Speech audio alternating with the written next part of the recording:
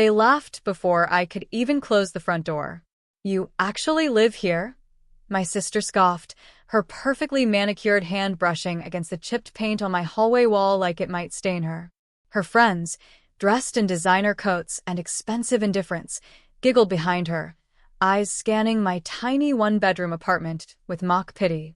I had invited them in for tea after a family dinner, trying to be polite, trying to reconnect. I shouldn't have.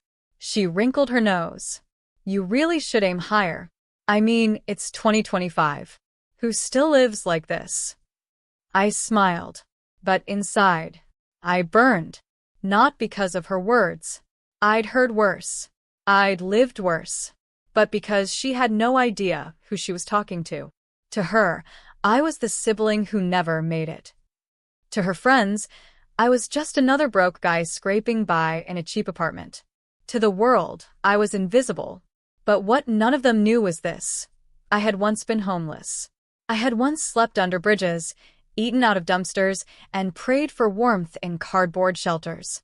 And during those cold, brutal years, I made myself a promise.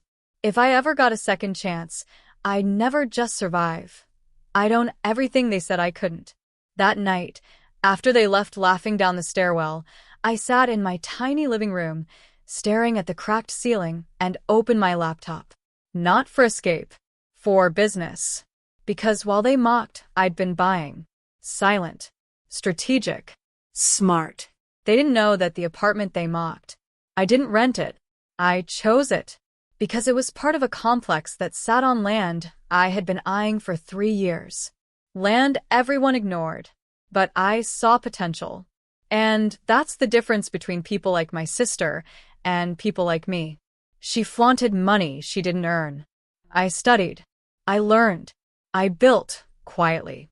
When I finally got back on my feet years ago, I started flipping small homes in overlooked neighborhoods. Then I reinvested every dollar. I didn't buy a fancy car. I didn't go on vacations. I bought property. So while she bragged about her high-rise rental in the city, I was negotiating with the property management company that owned it. It took 6 months. 6 silent, calculated months. During that time, she continued mocking me at family dinners. "I hope your plumbing works at least," she'd laugh. "We heard your building has rats." I'd laugh too. What she didn't know was that behind the scenes, I had formed a shell company with 2 partners. We offered the building owner double the current value, an offer they couldn't refuse. They didn't ask who we were. They didn't care. They just took the money and walked away. The building, her building, was now mine. And I didn't tell her.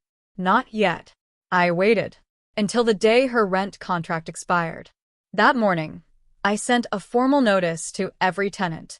New management. New policies. She called me furious. Some new landlord wants to raise my rent 40%.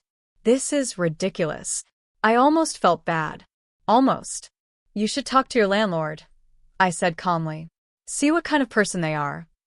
She screamed about lawsuits, reputation, unfairness. Then she asked if I could help her find a better place. I agreed.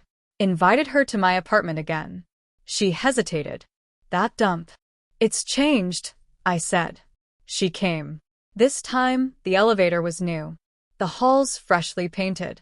My door, replaced with reinforced wood and a gold nameplate that simply read, "Building Owner, Private Unit."